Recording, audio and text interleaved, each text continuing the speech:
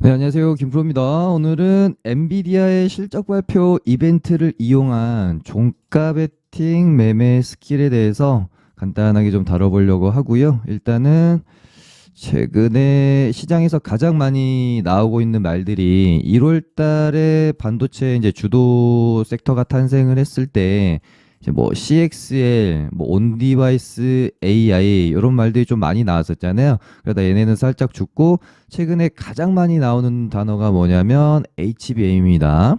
그래서 이 HBM 관련해서 어떻게 지금 SK 하이닉스가 이 HBM 시장의 선두 자리를 점할 수 있었는지, 그래서 지금 이제 삼성전자보다 SK 하이닉스가 주목받고 있는 이유에 대해서 좀 말씀을 드렸고요. 향후 HBM 시장 너무 정말 전망이 너무 밝거든요. 그래서 우리가 이제 뭐 테마주를 하든 뭐 스윙을 하든 HBM에 대해서는 지금 꼭 좀 알아두셔야 된다. 거기다가 최근에 SK하이닉스에서 HBM3E를 원래 한 시장에서 예상하던 게 하반기 아니면 빨라도 6월 정도로 생각하고 있었는데 3월에 출시한다는 기사 나오면서 YC캠이랑 고영이 최근에 이제 급등세를 보였죠. 그래서 HBM3E 관련주로 보면 되는데요.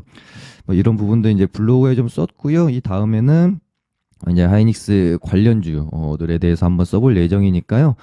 이제 제가 방송에서는 조금 뭐 단기 트레이딩이나 테마주 위주의 주제로 방송을 하는 일이 많을 것 같고, 제가 운영하는 블로그에서는 섹터나 어떤 종목 그리고 산업의 어떤 큰 흐름에 대해서 좀 중장기적인 관점을 다룰 어떤 그런 컨셉으로 갈 것 같습니다. 그래서 뭐 블로그랑 방송이랑 둘 다 보시면서 도움 받으시면 좋을 것 같다. 그래서 저번에 제가 이제 매매 스킬 중에 하나로 대장주, 테마의 대장주가 다음날 거래 정지됐을 때 그 수급이 이 대장주가 아닌 후발주로 쏠리는 이 시장의 심리를 이용해서 할 수 있는 뭐 종가 베팅 방법에 대해서 설명을 드렸고요. 오늘도 제가 이제 제 방송 보신 분들께서는 뭐 이제 뭐 현란한 데이 트레이딩이나 이런 부분보다는 이제 종가 베팅이나, 그러니까 따라하기 좀 쉬울 수 있는 종가 베팅이나 뭐 단기 스윙 혹은 뭐 중장기 스윙 위주의 매매 스킬로 제가 뭐 이런 부분은 안내를 드리려고 합니다. 그래서 저번 주 뭐 가장 핫했던 이벤트는 당연히 엔비디아의 실적 발표였고요. 제가 방송에서 말씀을 드렸지만 뭐 그렇게 크게 걱정할 부분이 없다. 경우의 수는 몇 가지가 없어요. 실적 발표는 잘 나올 것이 당연시 되어 있는 상황이었고요. 문제는 잘 나올 건데 시장 기대치만큼 이렇게 나오느냐, 그러니까 컨센 정도에 그냥 딱 부합하느냐, 아니면 컨센을 상회하느냐, 컨센을 하회하느냐, 요 차이였던 거거든요. 근데 뭐 컨센을 하회하면 당연히 어느 정도의 하락은 나올 수도 있었을 거고, 시장 기대치에 그냥 부합만 하는 경우에는 이 이벤트 당일 전후로 해서 엔비디아의 주가에 따라서 저는 조금 다를 거라고 생각했습니다. 시장 기대치를 상회했을 때는 당연히 반등이 나올 거라고 봤고요. 근데 보시면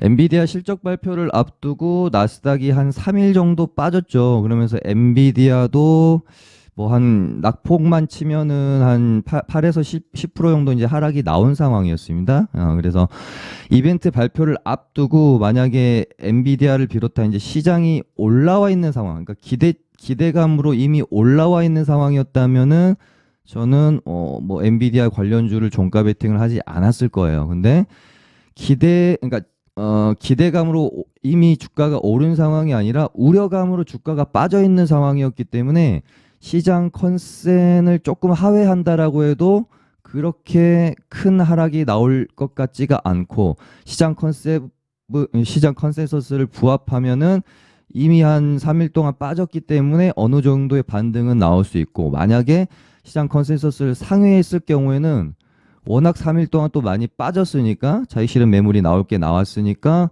급등까지 나오면서 전고점까지도 또 뭐 갈 수 있는 부분이다라고 생각을 했기 때문에 내가 엔비디아 실적 발표에 베팅을 해야 될까 말아야 될까 해서 하는 게 훨씬 이익이 있다라고 판단을 했습니다. 그렇다면 이제 어떤 종목을 종가 베팅을 했을 때 가장 이제 수익이 클 수 있을지는 예전에 제가 방송에서 여러 번 좀 언급을 드렸었습니다. 엔비디아 실적 발표 있을 때마다 가장 갭을 좀 많이 띄우는 종목으로는 C랩이 있었고요. 그 다음에 MDS 테크가 있습니다. 물론 이제 뭐 반도체 종목들도 갭은 띄우겠지만 제가 오늘 설명드릴 부분은 그냥 종가 베팅해서 시가에 다 던지고 나올 단타의 개념이기 때문에 이제 반도체 종목들보다는 가볍게 좀 잘 움직일 수 있는 C랩이랑 MDS 테크를 제가 이제 말씀을 뭐 여러 번 드렸었죠.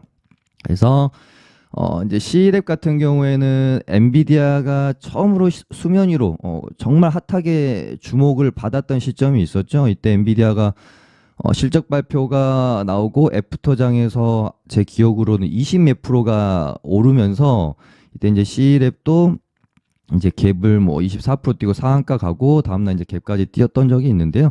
사실상 이제 이때는 공략을 할 수가 없죠. 왜냐면은 시장에서 뭐 C랩이란 종목이 엔비디아 관련주로 부각이 되기 전이었기 때문에 그래서 우리가 이제 공략할 수 있는 부분은 이후로 공략을 할 수 있었겠죠.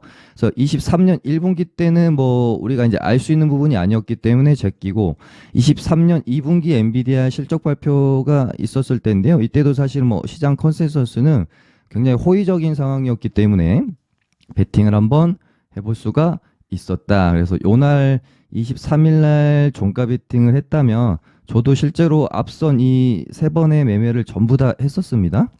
그래서 이날 종가 베팅을 했다면 다음날 갭이 17% 정도 상승을 했고 뭐 얘네들은 이제 재료 소멸이라고 보면 되기 때문에 뭐 갭 띄우고 간다라는 방향성보다는 갭에 그냥 정리를 한다라는 개념으로 정리를 해주시는 게 맞죠.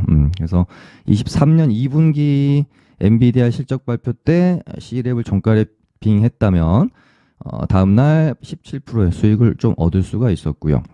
그 다음에 23년 3분기 때, 요때도 이제 봉만 보면은 큰 수익이 이제 안 나온 것 같은데, 이때 당시에도 제가 이제 매매를 했었어서 기억을 하는데요. 종가에 이제 쭉 끌어올리면서 시간외까지 수익을 줬었습니다. 시간외까지.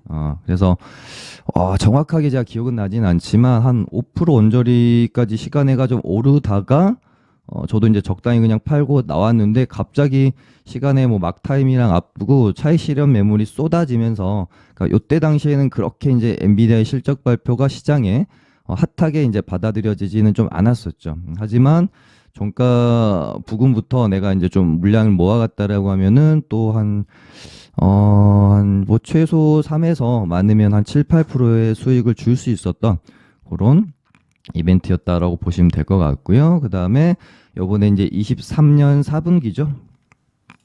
발표를 앞두고 아까 이제 제가 말씀드렸던 근거를 종합해서 이미 실적 발표 이벤트를 앞두고 엔비디아가 크게 조정을 받은 상황이었기 때문에 혹시 안 좋은 결과가 나오더라도 여기서 뭐 내가 감내해야 될 리스크가 얼마나 될까? 뭐 마이너스 2%, 마이너스 3% 정도?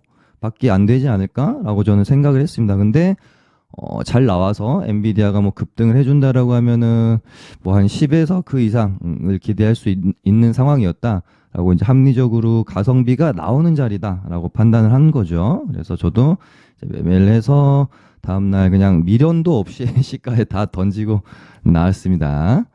네, 뭐 앞으로 엔비디아의 실적이 또 어떻게 나올지는 우리가 뭐 알 수는 없고 또 24년 1분기 실적 발표 때 가서 그 시장 분위기를 좀 봐야 되겠지만 그때 가서 또 합리적으로 베팅을 할 수 있는 근거가 된다라고 하면 잘 기억해 두셨다가 한번 써먹어 보시는 것도 나쁘지 않을 것 같다라고 좀 말씀드리면서 내일 저는 또 뵙도록 하겠습니다. 감사합니다.